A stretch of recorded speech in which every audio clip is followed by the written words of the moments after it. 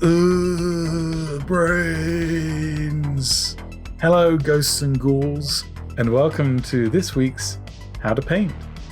Today we're looking at Zombie Stormtroopers. I found these 3D prints online a while ago, and what better time to paint them than spooky season, so let's go! I'm starting off by priming these guys in just pure white. I'm going to be focusing a lot on like washes and enamels to really like grubby these guys up. So the first wash I'm using today is MIG Productions Dark Wash. Now this is an enamel wash, so if you're not familiar with these, it's a really heavy wash, but because it's enamel you have to use mineral spirits to either dilute the wash or to clean your brushes as well.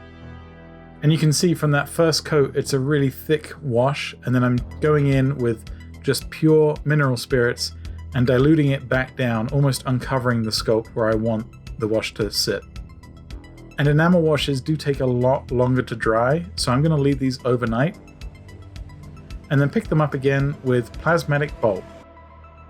Now once that wash is dry, I'm just going over the areas of flesh, and I'm hoping to go for kind of George Romero type zombies. You could go for flesh tones, but for me, I want that classic zombie look from 1980s horror. Also, by having that enamel wash underneath, kind of adds like a level of grit to these miniatures, so they're not going to be very clean. And then I'm continuing to add detail. So right now I'm using coal black, and I'm just carefully placing this into the areas of the undersuit that's poking through.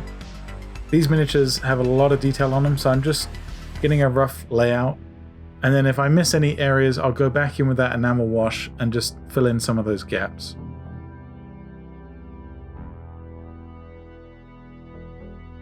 And then I'm going to go for quite a vibrant color. This is Gauss Blaster Green, and I'm going to start to use this for the highlights on the flesh. I still want kind of this weird otherworldly look to these zombies, so this is going to be a really stark color here. And if you were still doing traditional flesh tones, you would just build this up like you would normally do for faces.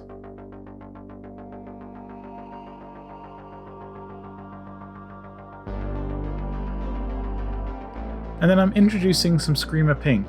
So I'm mixing this in to make a kind of a light pink with the white and some of the Gauss Blaster Green.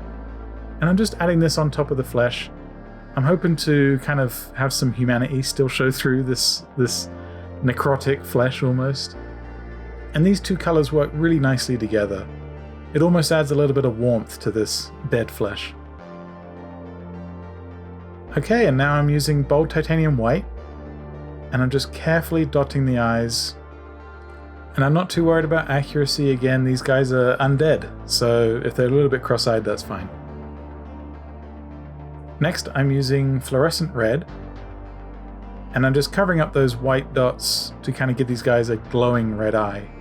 I think it was Dead Rising that may have had like glowing red eye zombies, if I recall correctly. And now I'm switching over to Mojave White, and I'm using this for any of these poor undead souls that have exposed skulls and bones. This is just a quick coat of white. I'm going to be adding a bit more to these guys.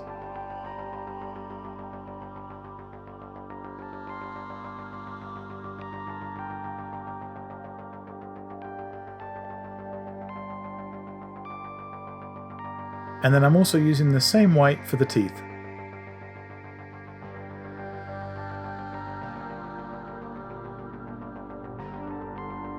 I'm switching over to a bold titanium white, and I'm just adding in a couple of highlights.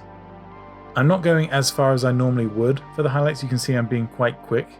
So normally I would focus much more attention to detail, but because these guys are so grimy and messy and gross, I'm just getting some rough catches here of the sculpt. This helps pull the wash further down the miniature and draw your attention to the upper part of the body. And next we're using Ratling Grime. This is a great contrast paint. This is black with a little bit of brown to it. And I'm using a sponge just to dab on some of this gross, grungy dirt. What's so nice about these miniatures is, having just done the sting wings in the previous video, to just be completely messy and gross and nasty in this video is so much fun. And to embrace that spirit, I'm now using Beil-Tan green, and I'm dabbing on just some kind of gross green slime. Again, not being too accurate, not being too clean, just going for the nastiest, grossest looking paints.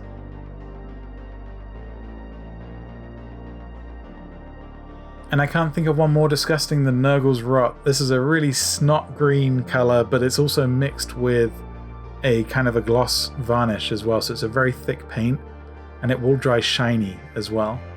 So if you paint this on, this is great for like vomit and slime and really gross stuff.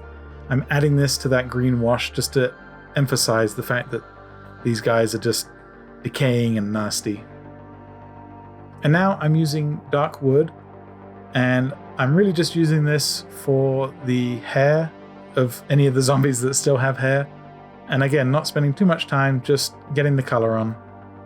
The contrast paint does a good job of just including my highlights and shadows. And now I'm using Cloudburst blue, and I'm just adding a very, very quick coat to the base. Again, you can see all that wash has sunk right down to the bottom and dried, but it adds so much more grit and grime to the contrast paint underneath. And I forgot to mention, I will also include a link to where I found these, so you can also download these and print them yourselves.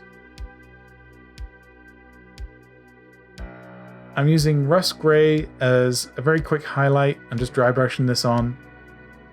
I'm not spending too much time on the bases because I really want the eye to focus on the zombies themselves. And because they have a lot going on with all the different layers of washes and stuff on them, it's just going to be a quick dry brush. And then I'm finishing out the base with a black rim. And before I get too far, I'm now going to spray the miniatures with my favorite matte varnish. And this is just going to lock in that paint job so that I can then go in and add some more of that gloss paint. So here is just some Ratling grime, and I'm just adding a little bit more dirt and grossness to the base. And of course, it wouldn't be zombies without Blood for the Blood God. This is like that Nurgle's Rot paint that has the gloss varnish in it, but it's blood color, so this is perfect for these zombies. And a fun technique to apply this is if you use a toothpick, and then you just rub the brush against the toothpick, and it will create a splatter effect without getting your hands too messy.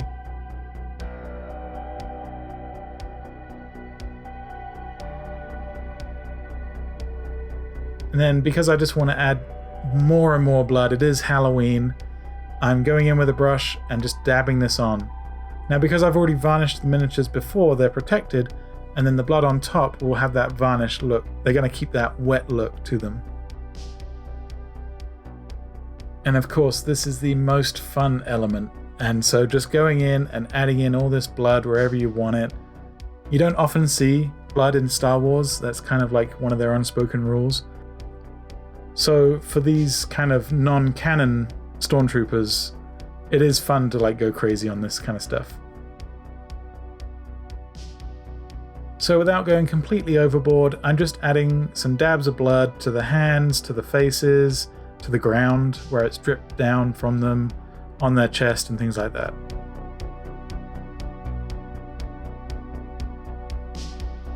And that's really it. These guys were super quick.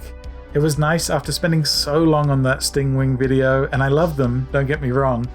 It's so nice to do something that's just a nice, quick and easy recipe, and you can get as messy as you like and still get some pretty decent results out of it. These guys will look great on a Legion tabletop as a core unit. You could do a whole campaign themed around it, which would be kind of cool.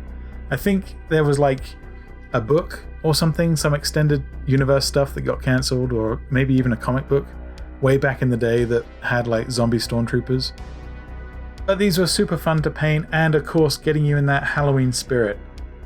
I will of course, as I said earlier, leave a link to where I found these online. And if you enjoyed this content, please consider subscribing. We've got another Halloween video coming up next week, and it is crazy cool. I can't wait to show it to you. If you've enjoyed this video, please consider dropping a like. That always does help out the video and the channel. and I will see everybody in the next one. Thank you for watching.